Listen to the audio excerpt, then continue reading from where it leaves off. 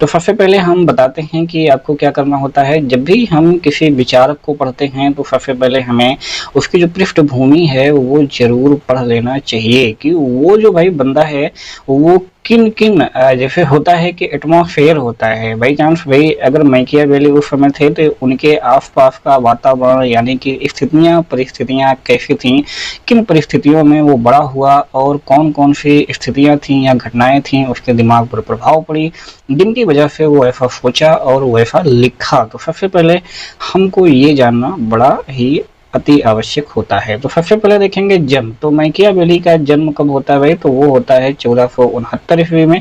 कहाँ पर होता है? इटली के फ्लोरेंस में होता है। कहाँ पर होता है? इटली के फ्लोरेंस में इसका जन्म होता है। ठीक है, अब इटली के फ्लोरेंस में जब इसका जन्म होता है, कब होता है? 1469 ईस्वी में। तो इस समय देखेंगे इटली थी भाई, इटली जो है क्या थी? 5 भागों में विभाजित था। कितने? 5 भागों में विभाजित था। कितने भागों में? 5 भागों में विभाजित था। ठीक है, और ये जो विभाजित था, विभाजित होने का अगर हम लोग कारण देखें, कारण क्या था? तो कारण थे पोप। ठीक है, कौन कारण थे? कारण थे पोप। पोप को हो या फिर चर्च को हो। ठीक है, ये इसके कारण थे। कारण क्या थे कि भाई ये जो पोप होते थे या चर्च होते थे ये लोग खुद ही आक्रमण करवाते थे, खुद ही आक्रमण करवाते थे। क्यों? क्योंकि जब आक्रमण करवाएंगे तो इसका जो दोष होगा, दोष वो उस समय के जो वर्तमान राजा होता था उस पर इसका दोष मढ़ देते थे कि इसके पाप के कारण ऐसा हुआ। ठीक है, तो उस समय हम लोग जानते हैं उस समय जो है पूरा धर्म का बिल्कुल एकदम बोलबाला था और जो राजनीति चल रही थी वो बिल्कुल धर्म पर आधारित चल रही थी, यानी पोप और चर्च का ही पूरा जो है बोलबाला था। तो विभाजित होने का कारण क्या था? पोप और चर्च, ये लोग खुद ही आक्रमण करवाते थे। और जो आपके पश्चिमी जो यूरोप हो गए, पश्चिमी यूरोप हो गया, फ्रांस हो गया, ठीक है, और यूरोप हो गया, ये लोग जो है खुद ही जो है बहाना ढूंढते रहते थे कि कैसे जो है बहाना मिले और इटली पर जो है आक्रमण किया जाए। ठीक है, चलिए अब उस समय हम लोग देखेंगे कि जो फ्लोरेंस था, फ्लोरेंस में अगर हम लोग देखेंगे तो उसमें इस समय निरंकुश शासन चल रहा था। फ्लोरेंस में किस प्रकार का शासन था? निरंकुश शासन था। और ये जो निरंकुश शासन था ये कैसा था भाई? काफी सफल था। ठीक है, काफी सफल था उस समय। और इसकी सफलता को देख करके ये जो मैकियावेली है, मैकियावेली इसकी सफलता से काफी प्रभावित हुआ था। तो अब आपको समझ में आ जाना चाहिए कि ये जो विभाजित था 5 भागों में, इसका कारण क्या था? इसका कारण थे पोप और चर्च। अपनी प्रभुसत्ता जो है बनाए रखने के लिए ये लोग खुद ही आक्रमण करवाते थे।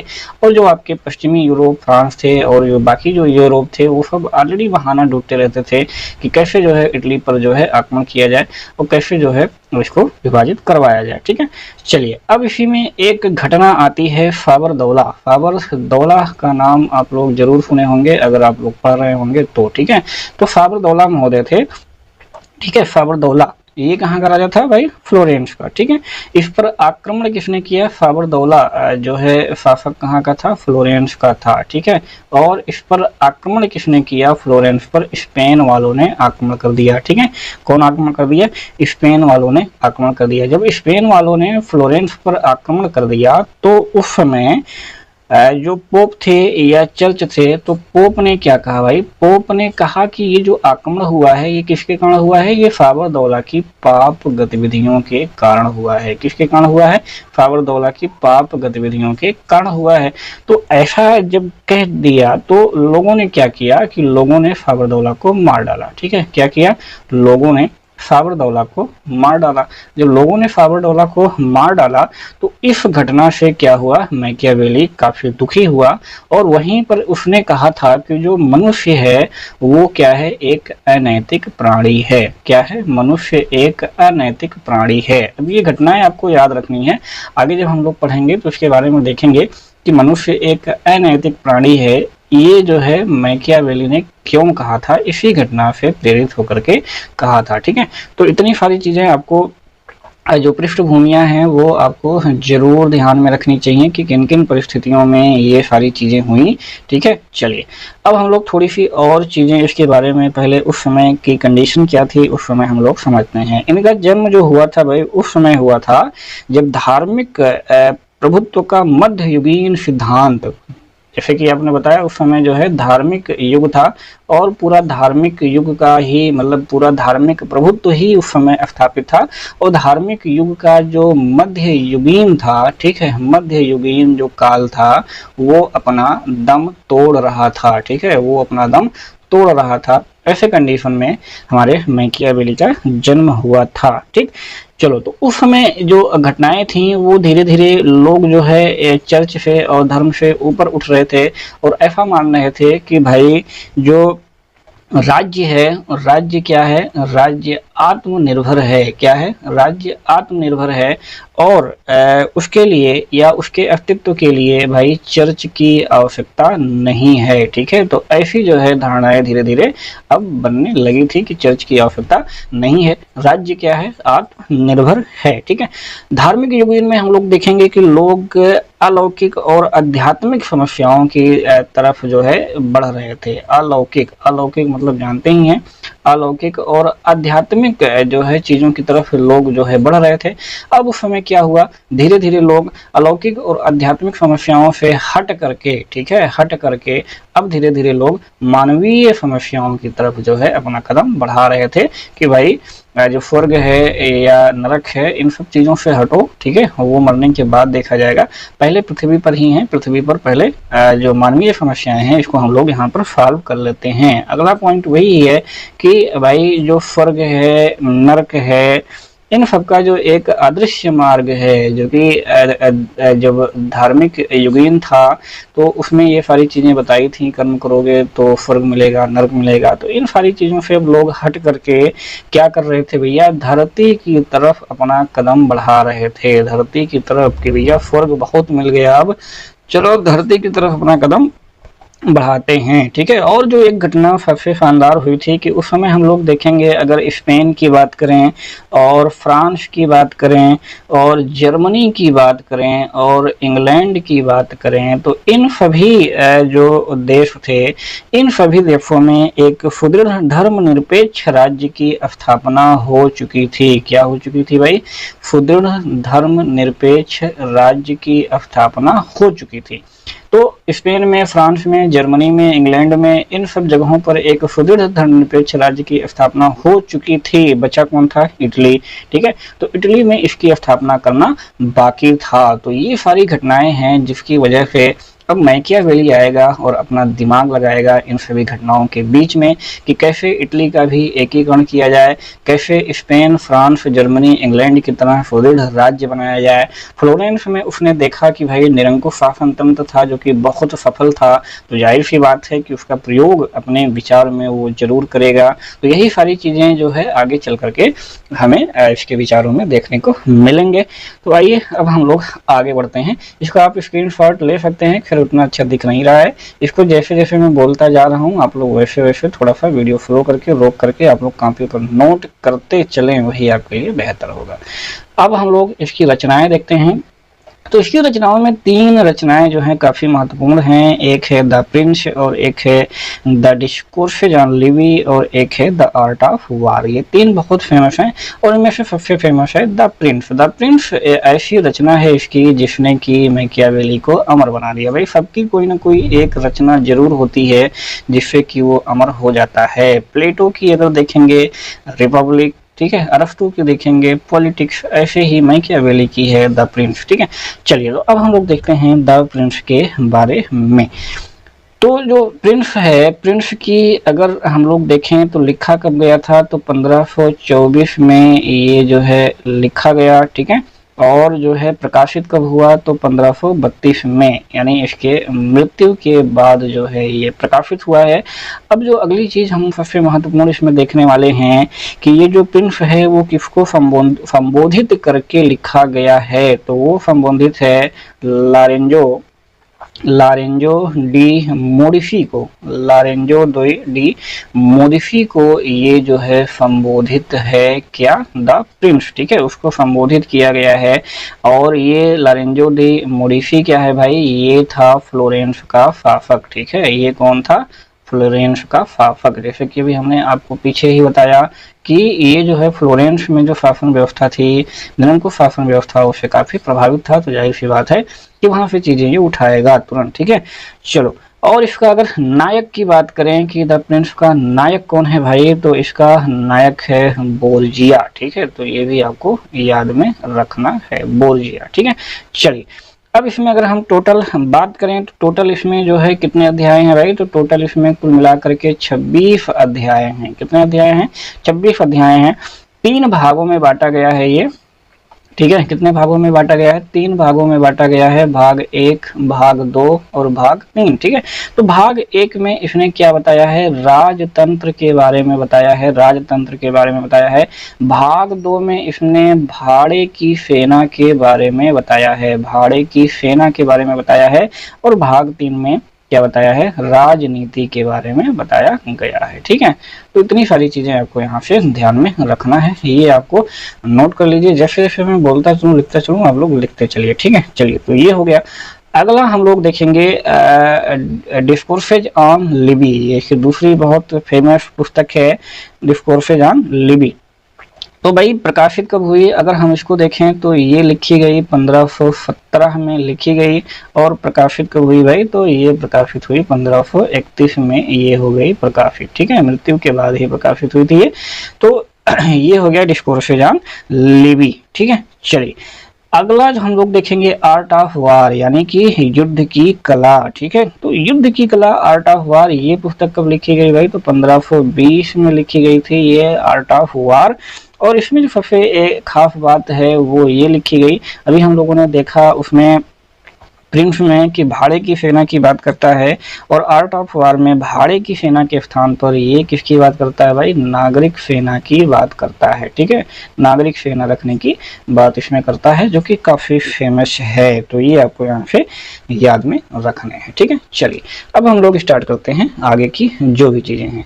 तो इसका जन्म इटली के फ्लोरेंस में हुआ था। ठीक है, एक सामान्य परिवार में हुआ था, ये आपको आगे ही बताया गया। प्रसिद्ध पुस्तक जो इसकी हैं, एक है प्रिंस और एक है डिस्कोर्सेज और एक है युद्ध की कला। ठीक है, ये 3 काफी महत्वपूर्ण है, बाकी और भी 2-3 है, ऐसा नहीं है कि 3 ही है।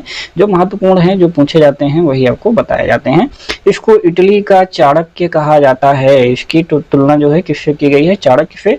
और हम लोग जानते हैं कि मैकियावेली की जो प्रिंस है, प्रिंस की रचना जो प्रिंस है, प्रिंस की तुलना चाणक्य के अर्थशास्त्र से भी किया जाता है। तो मैकियावेली के प्रिंस की तुलना किससे किया जाता है? चाणक्य के अर्थशास्त्र से किया जाता है। काफी महत्वपूर्ण है। मैकियावेली क्या था? युग का शिशु था, अपने युग का शिशु था। पुनर्जागरण का प्रतिनिधि इसे कहा जाता है, या फिर आधुनिक युग का जनक भी इसे कहा जाता है। Very very important. राजनीति का धर्म और नैतिकता से पृथक करण कर दिया, काफी इंपॉर्टेंट, बहुत ही महत्वपूर्ण, जिसके कारण जो है इसे जो है आधुनिक युग का जनक माना जाता है। किसके कारण? राजनीति का धर्म से पृथककरण, राजनीति का नैतिकता से पृथककरण और राष्ट्र राज्य की जो अवधारणा है, इन तीनों अवधारणाओं के कारण जो है, और भी कई सारी चीजें हैं लेकिन 3 मेन हैं, इन तीनों अवधारणाओं के कारण जो है उसे आधुनिक युग का जनक जो है माना जाता है। तो ये भी आपको ध्यान में रखने हैं। राज्य की आधुनिक स्थिति का निरूपण उसने किया। और जो राज्य है, स्टेट, स्टेट शब्द का सर्वप्रथम प्रयोग जो है किसने किया था? मैकियावेली ने किया था। इससे पहले हम लोग प्राचीन काल में अरस्तु, प्लेटो के समय में देखेंगे तो उस समय राज्य के लिए किस शब्द का प्रयोग किया जाता भाई? पोलिस शब्द का प्रयोग किया जाता था, यानी पे उसको कहा जाता था नगर राज्य। ठीक है, नगर राज्य की संज्ञा दी जाती थी। अब यहाँ पर स्टेट का जो है संज्ञा दिया जाएगा, राष्ट्र राज्य की अवधारणा जो है यहाँ पर मैकियावेली के द्वारा दिया जाएगा। राजनीति को धर्म से अलग करने के कारण जो है मैकियावेली को आधुनिक युग का जनक माना जाता है, जो कि पीछे मैंने आपको बता दिया। राजनीति का धर्म से पृथककरण और राजनीति का नैतिकता से पृथककरण और शक्ति की अवधारणा और राष्ट्र राज्य की अवधारणा, ये सारी चीजें हैं जिसके कारण जो है मैकियावेली को आधुनिक युग का जनक माना जाता है। तो शक्ति की अवधारणा जो है इसने प्रस्तुत की, और शक्ति की अवधारणा ही है वो क्या? राजनीति का नैतिकता से पृथककरण। इसमें भाई राजनीति को नैतिकता से पृथककरण कर दिया, जबकि हम लोग आप पीछे देखेंगे प्लेटो हुए, अरस्तु हुए, तो वो नैतिकता को बनाए रखते हैं। नैतिकता से पृथककरण करने के कारण ही इसकी जो है काफी आलोचना की जाती है, इसकी काफी आलोचना भी की जाती है। और ये जो है बहुत ही क्रांतिकारी विचार भी माना जाता है। तो शक्ति की अवधारणा यानी कि राज्य जो है अपनी शक्ति, राज्य का काम क्या है कि ज़्यादा से ज़्यादा शक्ति जो है धारण करे, ज़्यादा से ज़्यादा शक्ति जो है एकत्रित करे, और उसके लिए वो किसी भी रास्ते का प्रयोग कर सकता है, यानी कि नैतिकता को भी वो छोड़ सकता है। यही है शक्ति की अवधारणा। तो मैकियावेली अपने युग का शिशु था। डनिंग ने क्या कहा था? डनिंग ने कहा था कि प्रत्येक विचारक जो है अपने युग का क्या होता है, वो शिशु होता है। तो ये भी आपके एग्जाम में पूछा गया है। मानव स्वभाव संबंधी अगर विचार इसके देखें तो उसने कहा था कि सामान्य रूप से मनुष्यों के बारे में यह कहा जा सकता है कि वो कृतघ्न, चंचल, झूठे, कायर और लोभी होते हैं, जो कि पीछे आपको बताया ही गया कि मनुष्य एक अनैतिक प्राणी है। ये किसने कहा था? ये मैकियावेली ने कहा था, जो कि पहले ही बताया। तो अनैतिकता के संदर्भ में अगर देखेंगे तो ये सारे शब्द जो है अनैतिकता को प्रभावित करते हैं। जब तक अपनी सफलता मिलती है तब तक वे पूर्ण रूप से आपके बने रहेंगे और वो उस समय तक अपने जीवन, रक्त, संपत्ति और बच्चों का बलिदान करने के लिए तैयार रहेंगे। लेकिन जैसे ही उनके लिए आपकी आवश्यकता समाप्त हो जाएगी, वो आपके क्या हो जाएंगे? विरुद्ध हो जाते हैं। ठीक है, ये किसने कहा था? ये मैकियावेली ने मानव स्वभाव के बारे में बताया है। मनुष्य किसी से तभी तक प्रेम करता है जब तक कि उसका स्वार्थ सिद्ध होता है। ये सब मैकियावेली ने मानव स्वभाव के बारे में बताया है। मैकियावेली आगे लिखता है कि लोग न केवल डरपोक हैं बल्कि अज्ञानी भी होते हैं, वरन स्वभाव से भी दुराचारी भी होते हैं। आवश्यकता पड़ने पर सच्चे चरित्र जो है वो दिखाई पड़ते हैं। लोग अपनी वासनाओं के दास होते हैं और प्रथम श्रेणी के स्वार्थी होते हैं। तो मानव स्वभाव के बारे में ये मैकियावेली लिखता है। ठीक है, चलिए, मैकियावेली के अनुसार मानव जीवन में धनोपार्जन की प्रवृत्ति क्या होती है? बहुत प्रबल होती है। धनोपार्जन की प्रवृत्ति क्या होती है? बहुत प्रबल होती है। उसने कहा था कि संपत्ति छीनने वाले की अपेक्षा एक व्यक्ति अपने पिता के हत्यारे को अधिक सुगमता से क्षमा कर देता है। ठीक है, यानी धनोपार्जन की जो प्रवृत्ति है उसके अनुसार बहुत ज़्यादा होती है। अगर कोई उसके पिता की हत्या कर दे तो वो उसको क्षमा कर देगा, लेकिन अगर उसकी कोई संपत्ति छीन ले तो वो अपेक्षाकृत उसे कम क्षमा करता है। ऐसा मैकियावेली ने कहा था। मैकियावेली का विचार है कि मानव जीवन को भय प्रेम से अधिक प्रभावित करता है, यानी कि जो भय है वो प्रेम से ज़्यादा प्रभावित करता है। अतः राजा को क्या चाहिए कि राजा जो है प्रजा वत्सल ही ना रहे, वरन ऐसा भी होना चाहिए कि लोग उसे डरते रहें, यानी कि उसे कठोर भी होना चाहिए। जब तक वे राजा से डरेंगे नहीं, जब तक वो राजा से डरेंगे तभी तक उससे क्या करेंगे? प्रेम करेंगे और उसके प्रति सम्मान बनाए रखेंगे। अगर वो नहीं डरेंगे तो प्रेम और सम्मान जो है नहीं बनाए रखेंगे। ऐसा मैकियावेली का विचार था। राज्य और शासन संबंधी अगर विचारधारा इसको देखें तो वो भी जो है मानव स्वभाव पर ही आधारित है। मानव स्वभाव को जो है आधार बनाते हुए इसने जो है राज्य और शासन संबंधी अपना विचार दिया था। कैसे? उसका कहना था कि जो मानव स्वभाव है वो मानव स्वभाव से ही दुष्ट और धोखेबाज होता है, और इसीलिए उसका साथ निभाने के लिए सरकार को भी क्या होना चाहिए भाई? निरंकुश और शक्तिशाली होना चाहिए। ठीक है, निरंकुश और क्या होना चाहिए? शक्तिशाली होना चाहिए। क्यों? क्योंकि मानव स्वभाव से ही क्या होता है? दुष्ट और धोखेबाज होता है। इसी प्रकार व्यक्ति के स्वभाव में संपत्ति के अर्जन की प्रबल इच्छा को दृष्टि में रखते हुए वो ये कहता है कि जो बुद्धिमान शासक होता है, जो बुद्धिमान शासक होता है वो व्यक्ति की हत्या भले ही कर दे लेकिन उसकी संपत्ति को ना लूटे। जैसे कि पीछे भी कहा गया था कि भाई अगर व्यक्ति की हत्या, अगर उसके पिता की हत्या कर दे तो वो आसानी से माफ कर देगा, लेकिन अगर कोई उसकी संपत्ति को लूट लेता है तो उसे माफ नहीं करता है। इसलिए उन्होंने कहा कि भाई जो बुद्धिमान शासक होगा वो क्या करेगा कि व्यक्ति की हत्या भले ही कर देगा लेकिन उसकी संपत्ति को नहीं लूटेगा। मैकियावेली जो आगे लिखता है वो काफी महत्वपूर्ण है, बहुत ही इंपॉर्टेंट है, और ये कहता है कि राजा में शेर का साहस और लोमड़ी की चालाकी दोनों ही होनी चाहिए। शेर का साहस और लोमड़ी की चालाकी जो है दोनों होनी चाहिए। क्योंकि देखो लोमड़ी लोमड़ी जैसा चालाक होना चाहिए, इसके पीछे उसका तर्क था कि भाई जो भ्रष्ट लोग हैं यानी जो ऐसे लोग हैं उनको पकड़ने के लिए चालाक यानी गुप्तचर व्यवस्था होनी चाहिए और फिर उनकी धुनाई करने के लिए साहस भी होना चाहिए, ठीक है। और कई प्रकार के इंटरप्रिटेशन दिए जाते हैं कि शेर साहसी तो होता है लेकिन कहीं अगर फंस जाता है तो उसके अंदर चालाकी नहीं दिखा पाता है, यानी वो चालाकी से नहीं निकल पाता है, तो यानी फिर लोमड़ी की चालाकी उसे निकाल सकती है, ठीक है। तो लोमड़ी की चालाकी से वो निकल जाए और जहां पर आक्रमण करने की बात आए वहां पर वो शेर जैसा साहस दिखाए, तो ये दोनों होना चाहिए, ठीक है। शेर का साहस और लोमड़ी की चालाकी दोनों होनी चाहिए किसमें, राजा में। ये मैकियावेली ने कहा था, बहुत ही इंपॉर्टेंट है। राजा के आचरण संबंधी जो उसके सिद्धांत थे वो हम लोग देखते हैं। राजा को राज्य की चिंता करनी चाहिए, क्या कहा था कि राजा को राज्य की चिंता करनी चाहिए, साधन तो सदैव आदरणीय ही समझे जाएंगे, उसकी सामान्य रूप से प्रशंसा की जाएगी, ठीक है।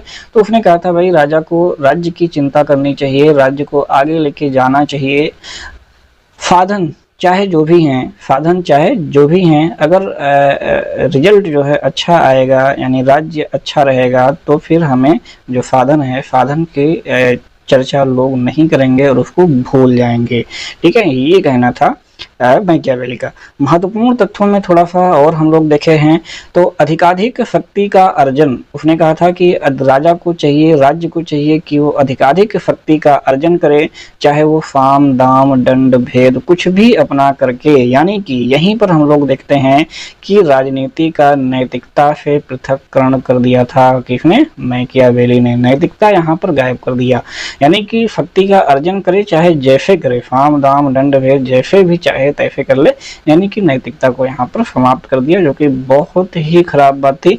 और इसी का प्रयोग करके अगर हम लोग देखेंगे, इसी से प्रेरित होकर के अगर हम लोग कहें, एक थे हिटलर महोदय और एक थे मुसोलिनी महोदय, शायद इन्हीं से प्रेरित होकर के इन लोगों ने ऐसा काम किया था। सिंह और लोमड़ी के गुणों को धारण करना चाहिए, यानी कि जो छल कपट है, छल कपट को जानने के लिए राजा को लोमड़ी और भेड़ियों को डराने के लिए उसे शेर जैसा होना चाहिए। सैनिक शक्ति का विस्तार करे और युद्ध की स्थिति को हमेशा बनाए रखे, ठीक है, युद्ध की स्थिति को हमेशा बनाए रखे। कानूनों का कठोरता पूर्वक पालन करे और राष्ट्रीय सेना का गठन करे, ठीक है। प्रिंट में हम लोगों ने देखा था 26 अध्याय हैं जिसमें भाग 2 में उसने भाड़ी की सेना की बात की थी, लेकिन आर्ट ऑफ वार में उसने जो है नागरिक सेना की बात की थी, यानी कि राष्ट्रीय सेना रखने की बात जो है उसने स्वीकार की कि एक अस्थायी और नागरिक सेना होनी चाहिए। आचरण क्या हो, आचरण भय युक्त हो लेकिन घृणित नहीं होना चाहिए। जो आचरण हो वो कैसा हो, भय युक्त हो, लोगों में भय राजा के प्रति बना रहना चाहिए लेकिन घृणित नहीं होना चाहिए। सम्मानपूर्ण आचरण हो, योग्य मंत्रियों का चयन हो, ठीक है, चयन में भ्रष्टाचार नहीं होना चाहिए। जो चापलूस होते हैं, जो चापलूस हों, चापलूस मंत्री हों, उन सबसे राजा को दूर रहना चाहिए। मितव्ययिता लेकिन साथ में उदारता भी होनी चाहिए। व्यापार और वाणिज्य का विकास जो है करना चाहिए। निपुणता और योग्यता को प्रोत्साहन जो है राजा को देना चाहिए। अंतर्राष्ट्रीय क्षेत्र में शक्ति संतुलन भी आपको बनाए रखनी चाहिए और विभिन्न राज्य की जनता से मैत्री भी आपको बनाए रखनी चाहिए, ठीक है। तो इतनी सारी बातें जो है वो मैकियावेली लिखता है। अब हम लोग देखते हैं इसकी शासन प्रणाली के बारे में, ठीक है। चलिए, तो शासन प्रणाली, इसमें 2 प्रकार की शासन प्रणाली हम लोगों को देखने को मिलती है भाई। एक मिलती है व्यवहारिक, ठीक है, और दूसरी जो शासन प्रणाली इसकी थी वो है सैद्धांतिक, ठीक है, व्यवहारिक और सैद्धांतिक। तो ये जो है 2 शासन प्रणालियां थी इसकी। जो व्यवहारिक थी वो थी निरंकुश तंत्र। व्यवहारिक वाला किस प्रकार का था भाई, वो था निरंकुश तंत्र, ठीक है, वो था निरंकुश तंत्र। किसके लिए था, तो ये भ्रष्ट लोगों के लिए था, ठीक है। वो बोलता है कि भ्रष्ट लोगों के लिए कैसा शासन होना चाहिए, तो निरंकुश तंत्र होना चाहिए, ठीक है। वो अभी आपको मैंने पीछे बताया कि ये मानव व्यवहार पर ही उसके जो है पूरे आधारित है शासन व्यवस्था। तो उसने 2 प्रकार की शासन प्रणाली बताई, एक बताया था व्यवहारिक, दूसरा बताया था सैद्धांतिक। तो व्यवहारिक वाला क्या है, निरंकुश तंत्र, और निरंकुश तंत्र जो है ये किसके लिए है, भ्रष्ट लोगों के लिए है। और सैद्धांतिक में उसने क्या बताया भाई, किस प्रकार की शासन प्रणाली का चर्चा किया, तो गणतंत्र की जो है बात करता है। और गणतंत्र जो है ये किसके लिए होगा भाई? तो जो गणतंत्रात्मक शासन व्यवस्था होगी वो सच्चरित्र लोगों के लिए होगी। किसके लिए? सच्चरित्र लोगों के लिए होगी। तो ये जो गणतंत्रात्मक व्यवस्था होगी ये किस पर आधारित होगी भाई? तो ये आधारित होगी सद्गुणों पर आधारित होगी। किस पर आधारित होगी भाई? तो ये आधारित होगी सद्गुणों पर आधारित होगी। और वो बताता है कि ये गणतंत्र व्यवस्था या सच्चरित्र लोग कहाँ पर हैं? तो सच्चरित्र लोग जो है कहाँ पर हैं भाई? स्विट्जरलैंड में हैं। ठीक है, सच्चरित्र लोग कहाँ पर देखने को मिलते हैं? स्विट्जरलैंड में देखने को मिलते हैं। इसलिए स्विट्जरलैंड में गणतंत्रात्मक व्यवस्था जो है वो लगाया जा सकता है। लेकिन बाकी और जहाँ पे भ्रष्ट लोग हैं वहां पर निरंकुश तंत्र ही होना चाहिए। ठीक है, निरंकुश तंत्र ही होना चाहिए। ठीक है, तो ये हो गया इनकी शासन प्रणाली। अब डनिंग महोदय ने क्या कहा था? डनिंग महोदय ने ये कहा कि मध्य युग का अंत करने वाला कहा। क्या कहा? कि डनिंग ने क्या कहा भाई? कि मध्य युग का अंत करने वाला इसे कहा। ठीक है, चलिए तो अब हम लोग इसको देखते हैं, काफी इंपॉर्टेंट है और ये आपके एग्जाम में पूछा भी गया है। तो अब इसके बारे में हम लोग देखते हैं मध्य युग। तो मध्य युग की अगर बात करें भाई, मध्य युग कैसा था? तो मध्य युग में हम लोग देखेंगे तो वहां पर आपका सामंतवाद चलता था। क्या चलता था? सामंतवाद था। ठीक है, और आपको पोपवाद देखने को मिलेगा। ठीक है, और यहाँ पर आपको चर्च देखने को मिलेगा। तो मध्य युग में ये सारी चीजें आपको देखने को मिलती हैं, मध्य युग का अंत करने वाला। ठीक है, चलो तो अब मैकियावेली ने क्या किया भाई? कि तीनों का विरोध किया। ठीक है, सामंतवाद, पोपवाद, चर्चवाद, इन तीनों का क्या किया? तीनों का विरोध किया और इसका अंत भी कर दिया। ठीक है, विरोध किया और इसका क्या किया? अंत भी कर दिया। और इसके स्थान पर क्या कर दिया भाई? इसके स्थान पर राष्ट्र राज्य की अवधारणा को ला करके रख दिया। किसकी अवधारणा? राष्ट्र राज्य की अवधारणा को स्थापित कर दिया। ठीक है, किसके स्थान पर? पोपवाद और चर्चवाद के स्थान पर इसने क्या किया? राष्ट्र राज्य की अवधारणा को ला करके स्थापित कर दिया। ठीक है, चलो तो जो इसका राष्ट्र और राज्य था तो हम लोग देखेंगे एक एक्विनास महोदय थे। कौन थे? एक्विनास महोदय। तो एक्विनास महोदय का जो राज्य था उसका नाम था रेंगनम। ठीक है, उसका नाम था रेंगनम। और अरस्तु का जो राज्य था भाई, अरस्तु के राज्य को क्या बोलते थे? पोलिश बोलते थे। ठीक है, क्या बोलते थे? पोलिश बोलते थे। तो जो मैकियावेली का राष्ट्र राज्य था भाई वो एक्विनास के रेंगनम और अरस्तु के पोलिश से क्या था? बड़ा था। ठीक है, ये आपको एक चीज याद रखना है, ये क्वेश्चन भी आपके एग्जाम में पूछा गया है। ठीक है, तो डनिंग ने क्या कहा था? मध्य युग का अंत करने वाला। मध्य युग में सामंतवादी व्यवस्था थी, पोपवाद, चर्चवाद, ये जो है काफी चर्चित थे। तीनों को जो है विरोध किया और तीनों का अंत कर दिया। और यहाँ पोप और चर्च के स्थान पर राष्ट्र और राज्य की अवधारणा को जो है इसने स्थापित कर दिया था। ठीक है, चलिए अगला हम लोग देखेंगे संप्रभुता के बारे में। अगर बात करें तो जो मैकियावेली है, मैकियावेली ने संप्रभुता शब्द का कहीं पर प्रयोग नहीं किया है। ये वेरी इंपॉर्टेंट है। ठीक है, इसके बारे में चर्चाएं भी होती हैं भाई कि राजा को इतनी शक्तियां दे दिया, सब कुछ कर दिया, लेकिन जो इसका है उसने संप्रभुता शब्द का प्रयोग नहीं किया।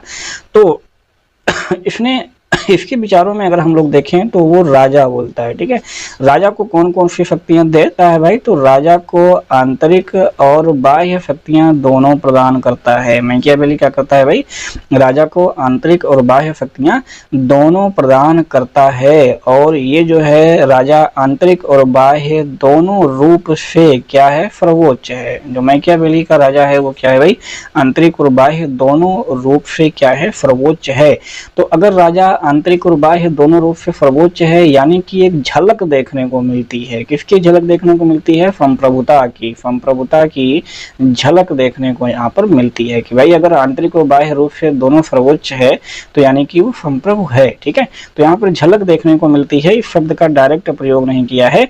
और जो इसकी व्यवस्था है इसको हम तब मान सकते हैं कानूनी संप्रभुता। ठीक है, क्या मान सकते हैं? कानूनी संप्रभुता को हम यहाँ पर एक संज्ञा इसको दे सकते हैं। ठीक है, कानूनी संप्रभुता थी। ठीक है, तो संप्रभुता शब्द का प्रयोग जो है मैकियावेली ने डायरेक्ट जो है नहीं किया है। अब हम लोग देखते हैं संविधान का वर्गीकरण। ठीक है, संविधान का वर्गीकरण, भाई इसने भी संविधान का वर्गीकरण किया है। क्या किया है? संविधान का वर्गीकरण किया है। कैसे? उत्कृष्ट और निकृष्ट। ठीक है, सभी लोगों ने किया था, हम लोगों ने प्लेटो में भी देखा था, अरस्तु में भी देखा था।